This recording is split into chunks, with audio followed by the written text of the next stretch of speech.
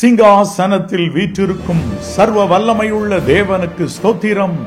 பிதா, குமாரன், ஆவியானவரை கனம் பண்ணுகிறேன், ஸ்தோத்தரிக்கின்றேன். ஹல்லேலூயா. கர்த்தர் நல்லவர், அவர் கிருபை என்றும் உள்ளது. கர்த்தர் நல்லவர், அவர் கிருபை என்றும் உள்ளது. கர்த்தர் நல்லவர், அவர் கிருபை என்றும் உள்ளது, என்றும் உள்ளது. ஆம், என் அன்பு சகோதர சகோதரிகளே, யூடியூப் அன்பர்களே, உங்கள் யாவரையும் இயேசு கிறிஸ்துவின் நாமத்தினால் இந்த நாளிலும் அன்புடனே வாழ்த்துவதில் மிக்க மகிழ்ச்சி அடைகிறேன், மிக்க மகிழ்ச்சி அடைகிறேன். மீட்பர் இயேசு கிறிஸ்துவின் நாமத்தினால் உங்களுக்கு சமாதானமும் சௌக்கியமும் உண்டாவதாக என்று சொல்லுகிறேன். ஆம், என் அன்பு தேவனுடைய பிள்ளைகளே, இந்த நாளிலும் கூட நாம் ஒரு அருமையான வேத வாக்கியத்தை தியானிக்க போகிறோம். சங்கீதம் 124:7. வேடருடைய கண்ணிக்கு தப்பின குருவியைப் போல நம்முடைய ஆத்துமா தப்பிற்று. கண்ணி தெரித்தது, நாம் தப்பினோம். ஆம், என் அன்பு தேவனுடைய பிள்ளைகளே, இந்த வசனத்தை நீங்கள் கண்ணோக்கி பாருங்கள். வேடருடைய கண்ணிக்கு தப்பின குருவியை போல நம்முடைய ஆத்துமா தப்பிற்று என்று சொன்னால், வேடர் வேடன் அல்ல, பல வேடன் சேர்ந்தால் வேடர். புரிஞ்சுக்கிட்டீங்களா? ஆங்கில வேதாமத்தில் எடுத்து படிச்சீங்கன்னா, ஆமா, ஃபவுலர்ஸ் அப்படின்னு வரும், பன்மையில எழுதி இருக்கும். அப்ப என் அன்பு தேவனுடைய பிள்ளைகளே, பல வேடர் இருக்கிறாங்க. ஆவிக்குரிய வேடன் பிசாசு, உலக பிரகாரமான வேடர்கள் பொல்லாத மனிதர். சங்கீதம் 124 முழுவதுமே மனுஷர் நமக்கு விரோதமாய் எழும்பின போது கர்த்தர் நமது பக்கத்தில் இராவிட்டால், கர்த்தர் தாமே நமது பக்கத்தில் இராவிட்டால் அவர்கள் கோபம் நம்மேல் எருகில் நம்மை உயிரோடே விழுங்கி இருப்பார்கள் என்று 1-3 ஆகிய வசனங்கள் சொல்லுகின்றன. அப்படியே சொல்லி பார்க்கும்போது அந்த வேடர்கள்ல மனிதர்கள், பொல்லாத மனிதர்கள் இருக்கின்றனர். ஒரு குறிப்பிட்ட சகோதரி பிள்ளையை பிரசவிக்க பெற்று என்னையும் சோஃபியும் பார்த்து ஜெபிக்க வந்திருந்தார்கள். அந்த பிள்ளையை காண்பித்து ஜெபித்து அவர்கள் புறப்பட்டு சென்றார்கள்.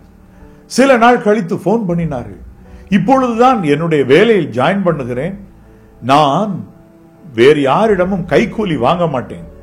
இதை அறிந்த இப்பொழுது புதிதாய் வந்திருக்கிற அதிகாரி, நான் இந்த இடத்துல இருந்தால் அவரும் கைக்கூலி பெற முடியாது என்பதை அறிந்த அவர், இப்பதான் ஜாயின் பண்ணியிருக்கேன், பிள்ளையை பிரசவித்து இப்பதான் போய் ஜாயின் பண்ணியிருக்கேன், 2 நாள் கூட ஆகல, நான் ஏராளமாய் மற்றொருடத்திலிருந்து லஞ்சம் வாங்கியதாக புகார் தெரிவித்திருக்கிறார்.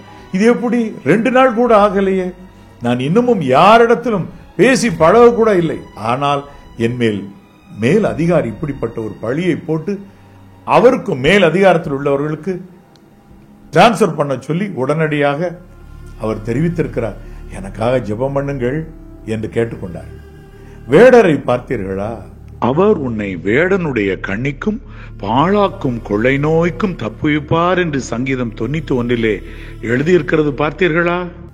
ஆம், மனித வேடர்கள் இருக்கிறார்கள். அவர்கள் தங்களுக்கு ஆதாயம் இல்லாத பட்சத்தில் யாருக்கும் எதையும் செய்ய கண்ணி விரிக்கிறவர்கள். அதனாலதான் வேதம் சொல்லுது, வேடருடைய கண்ணிக்கு தப்பின குருவியை போல நம்முடைய ஆத்துமா தப்பிற்று. கண்ணி தெரித்தது, நாம் தப்பினோம். இதான் இன்னைக்கு உரிய வசனம். கண்ணி தெரித்தது, நாம் தப்பினோம். வேடர் வைத்த கண்ணி, உங்கள் கால்களுக்கு விரிக்கப்பட்ட வலை தெரித்தது. எப்படி? வானத்தையும் பூமி உண்டாக்கின கர்த்தரினால அது தெரிச்சிருச்சு. அதை நம்ம மறக்க கூடாது. என் அன்பு தேவனுடைய பிள்ளைகளே, ஒரு சில கண்ணிகள் தெரிப்பதற்கு நேரம் எடுக்கும் நேரத்தில் நீங்க கர்த்தருடைய நாமத்தை பயன்படுத்தலாம். கர்த்தருடைய நாமம் பலத்த துர்கம், நீதிமான் அதற்குள் ஓடி சுகமாயிருப்பான். கர்த்தராகிய இயேசு கிறிஸ்துவின் நாமத்தினால் அப்படி ஓடுங்க, கண்ணி தெரிக்கும். கர்த்தர் தாமே நம்ம பக்கத்தில் இருக்கிறார் என்றாலும் கண்ணிகள் தெரிப்பதற்கு தாமதமானால் நீங்க அப்படி ஜெபம் பண்ணலாம். பிசாசினுடைய கண்ணிகளாக இருக்கலாம், அல்லாவிட்டால் மனிதர் விரித்த வலையாக இருக்கலாம். தெரிக்கும் பாருங்க. எப்படி சொல்லணுமா விசேஷமா? சங்கீதம் 124:8, நம்முடைய சகாயம் வானத்தையும் பூமியும் உண்டாக்கின கர்த்தருடைய நாமத்தில் உள்ளது. அப்ப வானத்தையும் பூமியும் உண்டாக்கின கர்த்தருடைய நாமத்தினாலே இதோ எனக்கு விரோதமாக இருக்கிற கண்ணிகளை தெரிப்புண்டு போக கட்டளையிடுகிறேன்.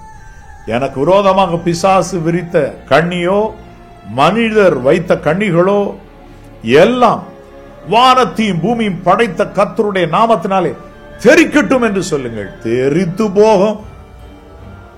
வானத்தையும் பூமியும் உண்டாக்கின கர்த்தருடைய நாமத்தில் நம்முடைய சகாயம் உள்ளது. கர்த்தர் செயல்படும் நேரம் என்று நீதியான ஒரு வேலை இருக்கும். நீதி செய்ய கர்த்தருக்கு வேலை வந்தது என்று அந்த கண்ணியை அவர் தெரிப்புண்டு போக பண்ணுவார். என்றாலும் நம்முடைய கைகளிலும் அவர் தம் நாமத்தை பயன்படுத்த அதிகாரம் கொடுத்திருக்கிறாரு. We can use it. We can use the name of the Lord who created heaven and earth. வானத்தையும் பூமியும் உண்டாக்கின கர்த்தருடைய நாமத்தை பயன்படுத்துங்க. அப்ப வானத்திலும் பூமியிலும் எந்த காரியமானாலும் சரி, கண்ணி தரிக்கணும்னா இந்த பாயிண்ட் அடிங்க. வானத்தையும் பூமியும் உண்டாக்கின கர்த்தருடைய நாமத்தினால் சொல்றேன்னு சொன்னா தெரிச்சு போ. இப்ப வானத்தையும் பூமியும் உண்டாக்கின கர்த்தர் என்று சொல்லும் பொழுது பிதாவாகிய தேவனும் கர்த்தர், அவரை கர்த்தராகிய தேவன் என்கிறோம்.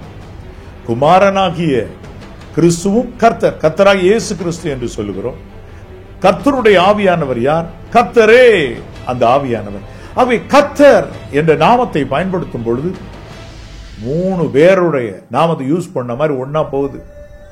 Power and authority is released in such a way that there will be no snare against your legs and against you. உங்க கால்களுக்கு உங்களுக்கு விரோதமா எந்த கண்ணி இராதபடி தெரித்து ஓடும். எப்படி? சரிதானா? ஆம், அன்பு தேவனுடைய பிள்ளைகளே, ஆசீர்வாதம் டிவி நேயர்களே, அன்பு வாலிப தம்பி தங்கச்சிமாரே, இன்று முதல் 4 நாட்கள், அதாவது 20, 21, 22, 23 ஆகிய இந்த 4 நாட்கள் லைவ் ஆசீர்வாத பெருவிழா நமது ஆசீர்வாதம் டிவியிலும் யூடியூபில் உள்ள பிளெஸிங் டிவி என்ற நம்முடைய சேனலிலும் ஆம் நடைபெறும்படியாக இருக்கிறது. இந்த லைவ் ஆசீர்வாத பெருவிழாவிலே நீங்கள் மகிமையான ஆசீர்வாதங்களை பெற்றுக்கொள்ள இருக்கிறீர்கள். ஆகவே தவறாமல் இந்த லைவ் ஆசீர்வாத பெருவிழாவில் கலந்து கொள்ளுங்கள். மேலும் சென்னையில் உள்ள தேவனுடைய பிள்ளைகள் இந்த லைவ் ஆசீர்வாத பெருவிழா நடைபெறும் இடத்திற்கே நேரடியாக வந்து லைவ் ஆசீர்வாத பெருவிழாவிலே கலந்து கொண்டு ஆசீர்வாதங்களை நீங்கள் பெறலாம். நம்முடைய சென்னை ஆசீர்வாத திருச்சபை வளாகத்தில் வைத்து, ஜார்ஜ் மேல்நிலைப்பள்ளி வளாகத்திலே வைத்து இந்த லைவ் ஆசீர்வாத பெருவிழா கூட்டங்கள் நடைபெறுகின்றன. கடந்த ஆண்டு இதோ திரளான தேவனுடைய பிள்ளைகள் நேரடியாகவே வந்து இந்த லைவ் ஆசீர்வாத பெருவிழாவிலே கலந்து கொண்டனர். அதே போல இந்த ஆண்டும் நீங்கள் கலந்து கொள்ள உங்களை அன்புடன் அழைக்கிறேன். ஆம், என் அன்பு தேவனுடைய பிள்ளைகளை, உங்கள் இருதயம் கலங்காதிருப்பதாக. God bless you. God bless you.